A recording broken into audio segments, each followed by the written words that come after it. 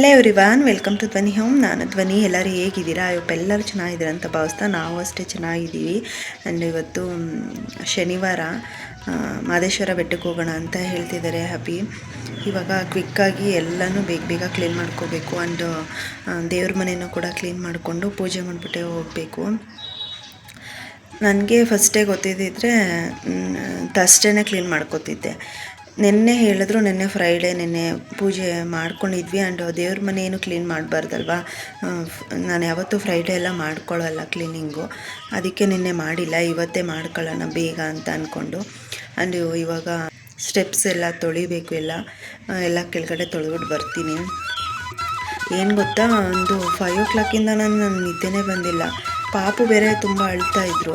ಇವಾಗ ಎದ್ದು ಬಂದಿದ್ರು ಅಭಿ ಬೇಡ, ಇನ್ನೊಂದು ಸ್ವಲ್ಪ ಹೊತ್ತು ಮಲ್ಕೋ ಪಾಪ ಜೊತೆಗೆ, ಸುಮ್ಮನೆ ಮಗು ನಿದ್ದೆ ಮಾಡ್ತಿಲ್ಲ ಅಳ್ತದೆ ಅಂತಾರೆ. ನನ್ನ ಮಗನಿಗೆ ಏನು ಗೊತ್ತಾ, ನನ್ನ ಪಕ್ಕದಲ್ಲಿ ಸಿಕ್ಕಿಲ್ಲ, ಟಚ್ ಆಗಿಲ್ಲ ನಾನು ಅಂತಂದರೆ ಸಾಕು ಅಳಕ್ಕೆ ಸ್ಟಾರ್ಟ್ ಮಾಡ್ಕೊಳ್ಳುತ್ತೆ, ನಾನು ಇಲ್ಲ ಅಂತ ತಿಳ್ಕೊಂಡು. ಇವಾಗ ಹೆಂಗೋ ಸಮಾಧಾನ ಮಾಡಿ ಮಲಗಿಸ್ಬಿಟ್ಟು ಬಂದಿದ್ದೀನಿ, ಇಲ್ಲಾಂದ್ರೆ ನನಗೆ ಟೈಮ್ ಆಗಿಬಿಡುತ್ತೆ ಅಂತ ಅಂದ್ಕೊಂಡು. ಹಾಗೆ ಯಾರೆಲ್ಲ ನನ್ನ ಚಾನಲ್ ಹೊಸದಾಗಿ ನೋಡ್ತಾಯಿದ್ದೀರಾ, ಪ್ಲೀಸ್ ಸಬ್ಸ್ಕ್ರೈಬ್ ಮಾಡ್ಕೊಳ್ಳಿ. ವಿಡಿಯೋ ಇಷ್ಟ ಆದರೆ ಗೊತ್ತಲ್ವ, ಒಂದು ಲೈಕ್ ಮಾಡಿ. ಹಾಗೆ ನನ್ನ ಚಾನಲ್ ಏನಾರು ನಿಮ್ಗೆ ಇಷ್ಟ ಆದರೆ ಶೇರ್ ಮಾಡಿ, ಓಕೆನಾ? ಬೆಟ್ಟಕ್ಕೆ ಪ್ಲ್ಯಾನ್ ಮಾಡಿರೋ ರೀಸನ್ನು, ನಾಳೆ ಅವ್ರದ್ದು ಬರ್ತ್ಡೇ ಇದೆ ಆಯಿತಾ. ಅಲ್ಲಿಗೆ ಹೋಗೋಣ ಅಂತ ಹೇಳಿದ್ರು. ಸರಿ ಅಂತ ನಾನು ಓಕೆ ಮಾಡಿದೆ. ಆ್ಯಂಡ್ ನನ್ನ ಪ್ಲ್ಯಾನ್ಸ್ ಎಲ್ಲ ಇದ್ದಿದ್ದೇ ಬೇರೆ ಇತ್ತು.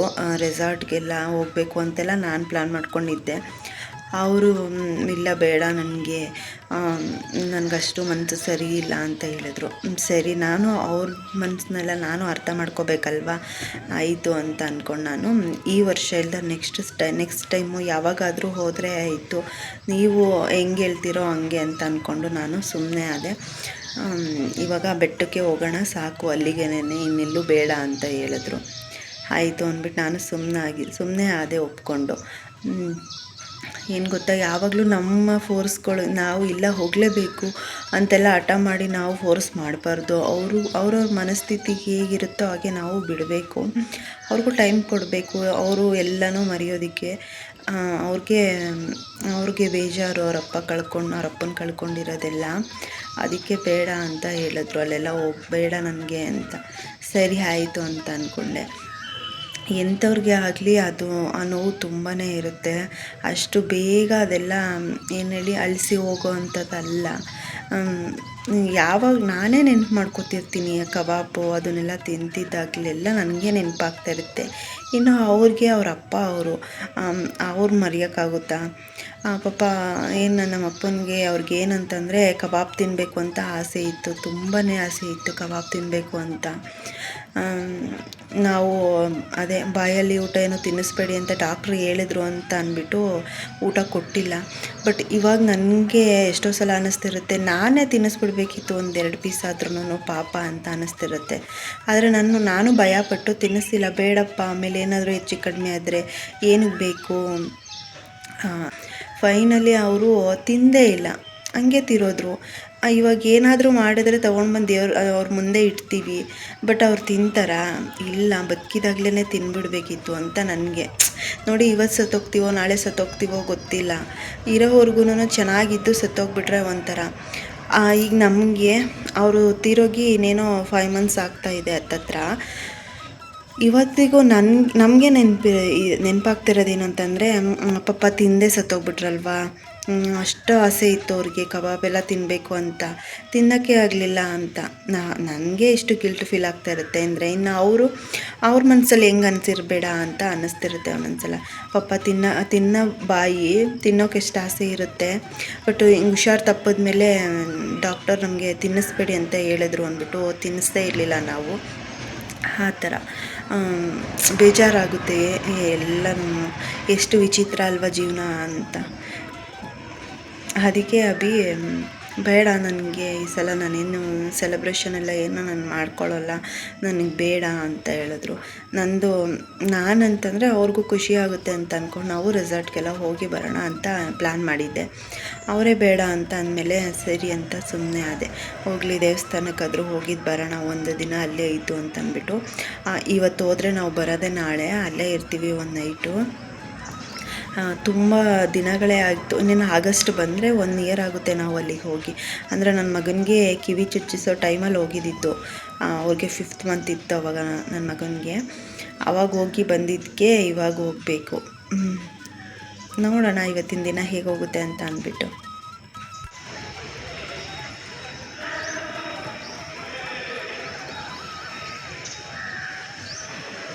ಮಾರ್ನಿಂಗ್ ಟೈಮು ಆ ವಿವೇ ಒಂದು ಚೆಂದ. ಅರೌಂಡ್ ಒಂದು 6:30 ಏನೋ ಅಂತ ಅನಿಸುತ್ತೆ ಟೈಮಿಂಗ್ಸ್ ಅಷ್ಟೇ. ಅಷ್ಟು ಚೆಂದಾಗಿ ಇಷ್ಟು ಬಿಸಿಲೆಲ್ಲ ಬಂದಿತ್ತು. ನಾನು ಕ್ಲೀನಿಂಗ್ ಎಲ್ಲ ಮಾಡ್ಕೊಳ್ಳೋಣ ಅಂತ ಮಾಡ್ಕೊತಿದ್ದೆ. ನನಗೆ ಈ ದೇವಸ್ಥಾನಕ್ಕೆ ಎಲ್ಲಾದರೂ ಹೋಗ್ತೀವಿ ಹೊರಗಡೆಗೆ ಅಂತ ಅಂದರೆ ಎಲ್ಲ ಕ್ಲೀನಾಗಿರಬೇಕು. ಅದರಲ್ಲೂ ಈಗ ನಾವು ಮಹದೇಶ್ವರ ಬೆಟ್ಟಕ್ಕೆ ಹೋಗೋಣ ಅಂತ ಹೇಳಿದ್ರೆ ಅಲ್ವಾ, ಅದಕ್ಕೆ ನಾನು ಎಲ್ಲ ಚೆನ್ನಾಗಿ ಕ್ಲೀನ್ ಮಾಡ್ಕೊಳ್ಳೋಣ ಅಂತ ಮಾಡ್ಕೊತಿದ್ದೆ. ಆ್ಯಂಡ್ ಹಿಂದಿನ ದಿನ ಏನು ಗೊತ್ತಾ, ಅಷ್ಟೇ ಪೂಜೆ ಮಾಡ್ಕೊಳ್ಳುವಾಗ ಫ್ಯಾನು ಎಲ್ಲ ಕ್ಲೀನ್ ಮಾಡ್ಕೊಂಡಿದ್ದೆ. ಏನೋ ಗೊತ್ತಿಲ್ಲ, ಕ್ಲೀನ್ ಮಾಡ್ಕೋಬೇಕು ಅಂತ ಅನಿಸ್ತು. ಸ್ವಲ್ಪ ಡಸ್ಟಲ್ಲಿ ಆಗಿದೆ ಅಂತ ಅಂದ್ಬಿಟ್ಟು ಹಂಗಾಗಿ ಮೇನ್ ಎಲ್ಲ ಕ್ಲೀನ್ ಆಗಿರೋ ಥರ ಆಯಿತು. ಅಂಡು ಬೆಡ್ ಸ್ಪ್ರೆಡ್ಡು ಎಲ್ಲ ಚೇಂಜ್ ಮಾಡಿ, ಹಾಗೆ ಸೋಫಾ ಕವರು ಎಲ್ಲ ವಾಶ್ ಮಾಡ್ಕೊಂಡಿದ್ದೆ. ಇವರು ಫ್ರೈಡೇ ಹೇಳಿದ್ರು ಆ ಥರ ಹೋಗೋಣ ಬೆಟ್ಟಕ್ಕೆ ಅಂತ ಅಂದ್ಬಿಟ್ಟು. ಇನ್ನೇನು ದೇವ್ರ ಮನೆ ಒಂದೇ ಕ್ಲೀನ್ ಮಾಡೋದು ಇದ್ದಿದ್ದು ಬ್ಯಾಲೆನ್ಸು. ಫ್ರೈಡೇ ನಾನು ಯಾವತ್ತೂ ಕ್ಲೀನ್ ಮಾಡ್ಕೊಂಡಿರಲಿಲ್ಲ, ಅದಕ್ಕೆ ಸ್ಯಾಟರ್ಡೇನೇ ಕ್ಲೀನ್ ಮಾಡಿಕೊಂಡು ಮಧ್ಯಾಹ್ನ ಹಂಗೆ ಹೊರಡೋಣ ಅಂತ ಪ್ಲ್ಯಾನ್ ಮಾಡ್ಕೊಂಡ್ವಿ. ಬೆಳಗ್ಗೆನೇ ಎಲ್ಲ ಕ್ಲೀನಿಂಗ್ ಸ್ಟಾರ್ಟ್ ಮಾಡ್ಕೊಂಡ್ಬಿಟ್ಟೆ. ಇನ್ನೂ ಬೇಗ ಎದ್ದೇಳೋಣ ಅಂತ ಅಂದ್ಕೊಂಡಿದ್ದೆ, ಬಟ್ ಪಾಪು ಅಳ್ತಾಯಿದ್ರು ಅಂತ ಎದ್ದೇಳೋಕ್ಕಾಗಿಲ್ಲ. ಹಾಗೆ ಇಲ್ಲಿ ನಮ್ಮ ಮನೆ ಹತ್ರ ಏನು ಗೊತ್ತಾ, ನಾಯಿ 3 ಮರಿನ ಹಾಕಿದೆ. ತುಂಬ ಕ್ಯೂಟಾಗಿದ್ದಾವೆ. ಅದು ಬೇರೆ ಯಾರಾದರೂ ಬಂದರೆ ಅವ್ರಿಗೆಲ್ಲ ಕಚ್ಚಕ್ಕೆ ಹೋಗುತ್ತೆ, ಬಟ್ ನಮಗೆ ನಮ್ಮನ್ನು ನೋಡಿ ರೂಢಿಯಾಗಿದೆಯಲ್ಲ, ಹಾಗಾಗಿ ನಾಯಿ ನಮಗೇನು ಮಾಡಲ್ಲ. ಕೆಳಗಡೆ ಎಲ್ಲ ಕ್ಲೀನಿಂಗ್ ಎಲ್ಲ ಮುಗಿಸ್ಕೊಂಡು ಬಂದು ಮನೆಯಲ್ಲಿ ಎಲ್ಲ ಕ್ಲೀನ್ ಮಾಡಿಕೊಂಡು ಒಂದು ಲೋಟನೂ ಕೂಡ ಬಿಟ್ಟಿಲ್ಲ ನಾನು. ಎಲ್ಲನೂ ವಾಶ್ ಮಾಡಿಬಿಟ್ಟು, ಹಾಗೆ ಮ್ಯಾಟು ಮತ್ತು ಪಾಪುದು ಅವ್ರ ಬಟ್ಟೆನ ನಾನು ವಾಷಿಂಗ್ ಮಿಷಿನ್ಗೆ ಹಾಕೋದಿಲ್ಲ. ಅವರು ನೇಚರ್ ಕಾಲ್ ಮಾಡ್ಕೊಂಡಿರೋದು, ಹಾಗೆ ಟಾಯ್ಲೆಟ್ ಮಾಡ್ಕೊಂಡಿರೋದು ಎಲ್ಲ ಆಗಿರುತ್ತಲ್ವ, ಅದನ್ನೆಲ್ಲ ನಾನು ಹ್ಯಾಂಡ್ ವಾಶೇ ಮಾಡೋದು. ಆ ಬಟ್ಟೆಗಳು ಕೂಡ ಬಿಟ್ಬಿಟ್ಟು ಹೋದರೆ ಇನ್ನೂ ನಾನು ಬರೋವರೆಗೂ ಹಾಗೆ ಇರುತ್ತೆ. ಅದಕ್ಕೆ ಎಲ್ಲನೂ ವಾಶ್ ಮಾಡಿಬಿಟ್ಟು ಮ್ಯಾಟ್ಗಳೆಲ್ಲ ವಾಶ್ ಮಾಡಿ ಹಿಂಗೆಲ್ಲ ಕೆಲಸ ಕಂಪ್ಲೀಟ್ ಮಾಡಿ ಆಮೇಲೆ ದೇವ್ರ ಮನೆ ಕ್ಲೀನ್ ಮಾಡ್ಕೊತಾ ಇದ್ದೆ. ದೇವ್ರ ಮನೆಯೂ ಅಷ್ಟೇ, ದೇವ್ರ ಸಾಮಾನೆಲ್ಲ ವಾಶ್ ಮಾಡಿಬಿಟ್ಟು ಪೂಜೆ ಮಾಡೋಣ ಅಂತ ಅಂದ್ಕೊಂಡು ಮಾಡಿಕೊಂಡೆ. ಟಿಫನ್ಗೆ ಚಿತ್ರಾನ್ನ ಮಾಡಿದ್ದೆ, ಬಟ್ ತಿಂಡಿ ಏನು ತಿಂದೇ ಇಲ್ಲ ನಾನು.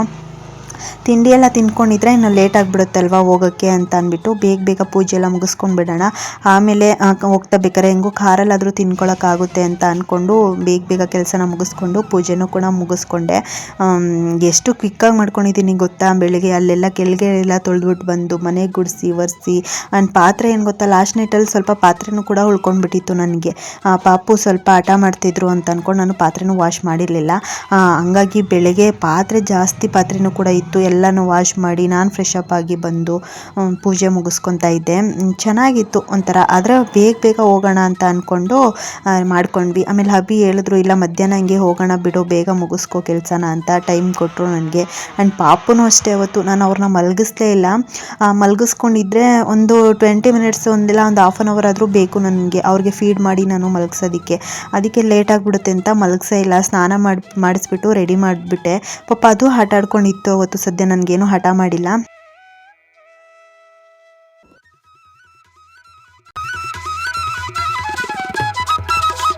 ಆ್ಯಂಡ್ ಇವತ್ತು ಏಕಾದಶಿ ಬೇರೆ ಇತ್ತಲ್ವ, ಹಾಗಾಗಿ ರಾಯರಿಗೆ ಹೂವೆಲ್ಲ ಏನೂ ಹಾಕಿ ಅಲಂಕಾರ ಮಾಡಿಲ್ಲ. ತುಳಸಿ ಇಟ್ಬಿಟ್ಟು ಪೂಜೆನ ಮಾಡ್ಕೊಂಡಿದ್ದೆ ಅಷ್ಟೇ. ಕರೆಕ್ಟಾಗಿ ನಾವು 12:30ಗೆಲ್ಲ ಹೊರಟ್ಬಿಡೋಣ ಅಂತ ಅಂದ್ಕೊಂಡಿದ್ವಿ. ಹಂಗೇ 12:15ಗೆಲ್ಲ ನಾವು ಹೊರಟ್ಬಿಟ್ವಿ. ಆ್ಯಂಡ್ ಪಾಪುನು ಈ ಥರ ರೆಡಿ ಆಗಿದ್ರು. ಒಂದು ಹೊಸ ಶರ್ಟೇ ಇತ್ತು ಆಯಿತಾ, ಅದನ್ನೇ ವೇರ್ ಮಾಡಿದ್ದೆ. ಅವ್ರು ಏನು ಗೊತ್ತಾ, ಇವಾಗ ಕ್ಯಾಮ್ರಾ ಇಟ್ಕೊಂಡ್ರೆ ಸಾಕು, ಹಾಯ್ ಮಾಡೋದು ಹೇಳೋದೇ ಬೇಡ, ಅವರೇ ಹಾಯ್ ಮಾಡೋದೆಲ್ಲ ಕಲ್ತ್ಕೊಂಡ್ಬಿಟ್ಟಿದ್ದಾರೆ. ಒಂಥರ ಖುಷಿ ಆಗ್ತಿತ್ತು ನನಗೆ. ಈ ಬೆಟ್ಟಕ್ಕೆ ಹೋಗೋದು ಇದೆಲ್ಲ ಸಖತ್ತು ಖುಷಿ. ಒಂಥರ ಅಭಿಗೂ ಅಷ್ಟೇ ಆ ಪ್ಲೇಸ್ ಅಂದರೆ ತುಂಬಾ ಇಷ್ಟ. ಅವರು ಸಖತ್ ಇಷ್ಟಪಡ್ತಾರೆ ಆ ಪ್ಲೇಸ್ನ.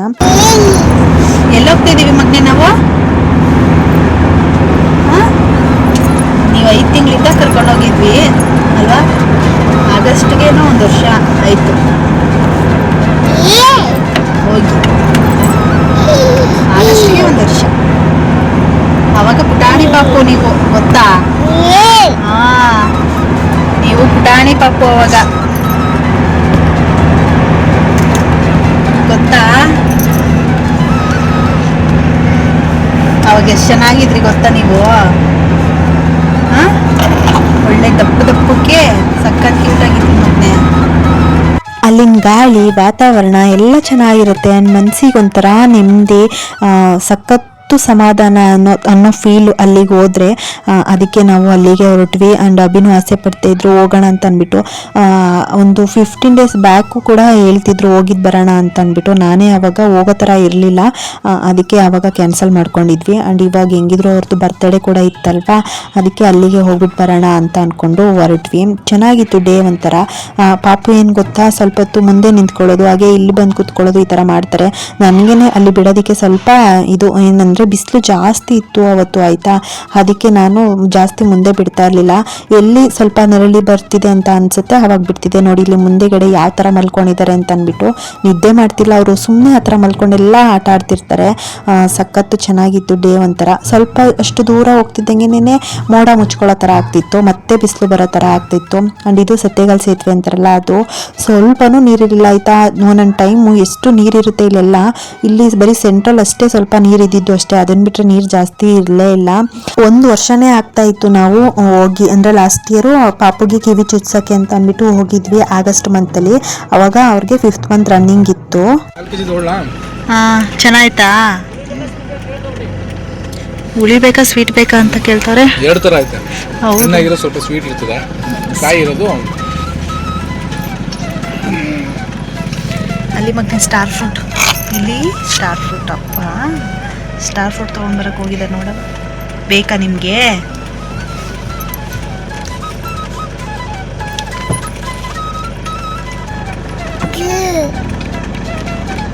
ಸ್ಟಾರ್ ಫ್ರೂಟ್ ಅಲ್ಲಿ ಮಾರ್ತಾ ಇದ್ರ. ನಾವು ಸ್ವಲ್ಪ ಮುಂದೆನೇ ಹೋಗ್ಬಿಟ್ವಿ, ಆಮೇಲೆ ನೋಡಿದ್ಬಿಟ್ಟು ರಿಟರ್ನ್ ಬಂದ್ವಿ.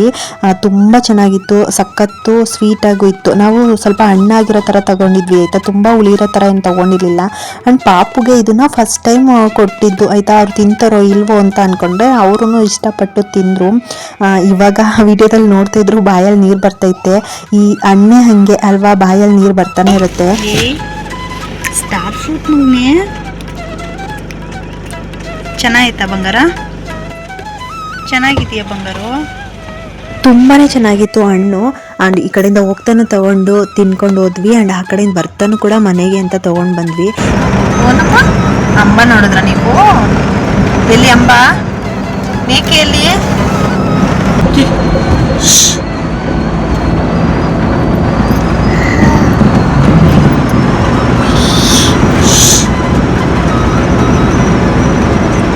ಬಿಸಿಲು ಬಾಪು ನೋಡಪ್ಪ, ಮಾದಪ್ಪನ ಬೆಟ್ಟ ಹೆಂಗೆ ಕಾಣಿಸ್ತಿದ್ದೆ.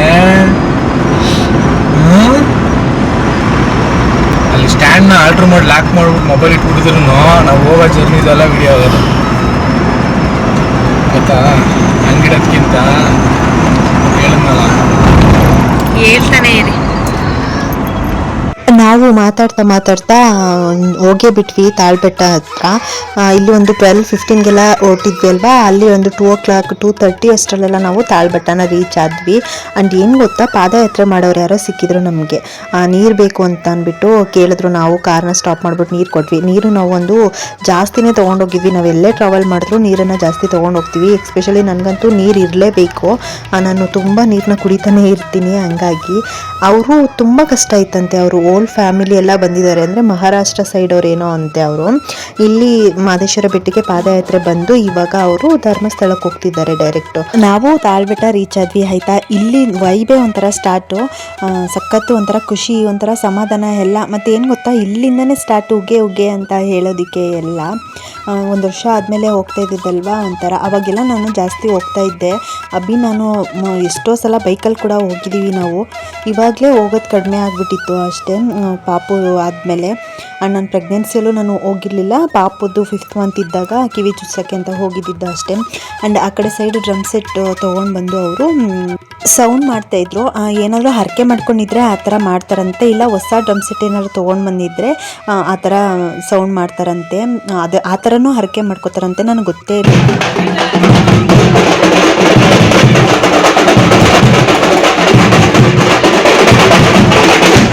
ಈ ಸೌಂಡ್ ಕೇಳಿದ್ಮೇಲೆ ಕೇಳಬೇಕಾ ಇನ್ನೂ ಜಾಸ್ತಿ ಆಗಿಬಿಡ್ತು, ಪಾಸಿಟಿವ್ ವೈಬ್ ಅಂತು. ನನಗೆ ಸಖತ್ ಖುಷಿ ನನಗೆ ಈ ಥರ ಸೌಂಡ್ಸ್ ಎಲ್ಲ ಕೇಳೋದು, ಅದು ದೇವ್ರ ಸನ್ನಿಧಿಯಲ್ಲಿ ಇದನ್ನೆಲ್ಲ ಕೇಳ್ತಿದ್ದೀವಿ ಅಂದರೆ ಒಂಥರ ಖುಷಿ. ಮತ್ತು ನಾನು ಅಲ್ಲಿ ಹೋಗ್ತಿದ್ದಂಗೆ ಅಲ್ಲೇ ಕೂಡ ಏನು ವಿಭೂತಿ ಎಲ್ಲ ಹಚ್ಕೊಟ್ರು. ಆಮೇಲೆ ಪಾಪುಗೂ ಕೂಡ ಹಚ್ಚಿಸ್ದೆ, ಅಂದರೆ ಅವ್ರಿಗೆ ಒಂದೇ ಒಂದು ಬಟ್ಟೆ ಇಡಿಸ್ದೆ, ಇಲ್ಲ ಅಂದರೆ ಜಾಸ್ತಿ ಆ ಥರ ಆದರೆ ಮುಖದ ಮೇಲೆಲ್ಲ ಬೀಳ್ತಿರುತ್ತೆ. ಚಿಕ್ಕ ಪಾಪು ಇದ್ದಾಗ ಹಚ್ಚಿದ್ವಿ ಆಯಿತಾ, ಆವಾಗ ಅವ್ರಿಗೆ ಕಣ್ಣ ಹತ್ರ ಎಲ್ಲ ಉದುರುತ್ತಾ ಇತ್ತು, ಅದಕ್ಕೆ ನಾನು ಒಂದೇ ಒಂದು ಸಲ ಹಚ್ಚಿಸ್ದೆ ಅಷ್ಟೇ. ಆ್ಯಂಡ್ ಪಾಪುನು ಅಷ್ಟೇ ಚೆನ್ನಾಗಿ ಕೈ ಮುಗಿಯೋದು ಎಲ್ಲ ಮಾಡ್ತಾರೆ, ಅವ್ರಿಗೆಲ್ಲ ಪ್ರಾಕ್ಟೀಸ್ ಇದೆ. ಮತ್ತು ಅಲ್ಲೇ ಕಾಫಿನೂ ಕುಡ್ಕೊಂಡು ಬಜ್ಜಿನೂ ಸ್ವಲ್ಪ ತಿಂದ್ಕೊಂಡು ಒಂದು ಸ್ವಲ್ಪ ಹೊತ್ತು ಅಲ್ಲೇ ಟೈಮ್ ಸ್ಪೆಂಡ್ ಮಾಡಿದ್ವಿ. ಕಾಫಿ ಟೈಮ್ ಏನು ಆಗಿರಲಿಲ್ಲ, ಬಟ್ ಅಷ್ಟು ದೂರದಿಂದ ಜರ್ನಿ ಮಾಡ್ಕೊಂಡು ಬಂದಿದ್ವಲ್ಲ, ಒಂದು ರಿಲೀಫ್ ಅಂತ ಬೇಕು. ನಾನು ಅಷ್ಟೇ ಕಾಫಿ ಕುಡಿಯೋದು, ಅಭಿ ಅವರು ಕಾಫಿ ಟೀ ಏನೂ ಕುಡಿಯೋದಿಲ್ಲ. ಗುಂಜುಕಾರ ಜೇನು ಮಳೆ ಮಯಕಾರ ಮಳೆಯ ಮಾದೇವ ಆನಂದ ಮಾದೇವ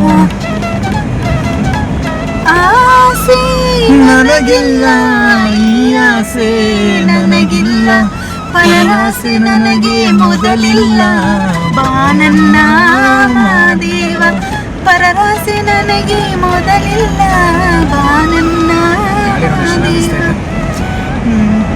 ಚಿನಿ ಹೆಂಗ್ ಮಾಡ್ಕೊತಾ ಇದ್ದ ಭಾಳ ಹಚ್ಚಿರೋದು ಬಟ್ ನೋಡ್ಬಿಟ್ಟು ಅಯ್ಯೋ ಅಯ್ಯೋ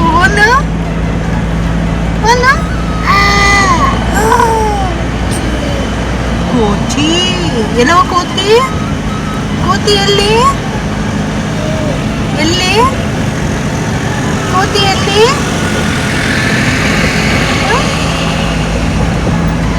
ಗೇಮ್ ಮಾಡಪ್ಪ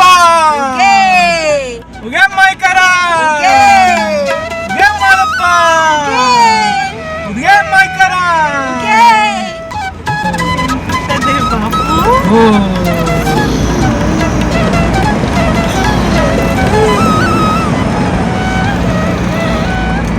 ಏನಪ್ಪ ಮುಂದೆ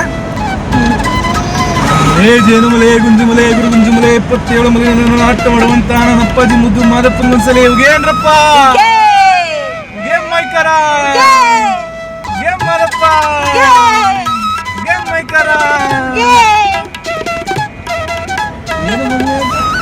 ಒಂದ್ಸಲ ಬಸ್ಸಲ್ಲಿ ಹೋಗಿ ಕೂಗಿದ್ದೀನಿ ಯಪ್ಪ ಉಗೆ ಅಂತ. ಆಮೇಲೆ ಬಸ್ಸಲ್ಲಿ ಏನು ಗೊತ್ತಾ, ಯಾರು ಉಗೆ ಅಂತಾರೆ ಅವ್ರಿಗೆ ಮಾತ್ರನೇ ಒಳ್ಳೇದು ಮಾಡು ಮಾದಪ್ಪ ಅಂತ ಆಗ ಎಲ್ಲರೂ ಉಗೆ ಅನ್ನಕ್ಕೆ ಶುರು ಮಾಡೋದು. ಉಗೆ ಅಂತ ಏನು ಕೂಗದೆ ಸುಮ್ಮನೆ ಕುತ್ಕೊಂಡಿರ್ತಿದ್ರಲ್ಲ, ಆಮೇಲೆ ಅವಾಗ ಆ ಥರ ಹೇಳಿದ್ರೆ ಎಲ್ಲ ಕೂಗಕ್ಕೆ ಸ್ಟಾರ್ಟ್ ಮಾಡ್ತಿದ್ರು.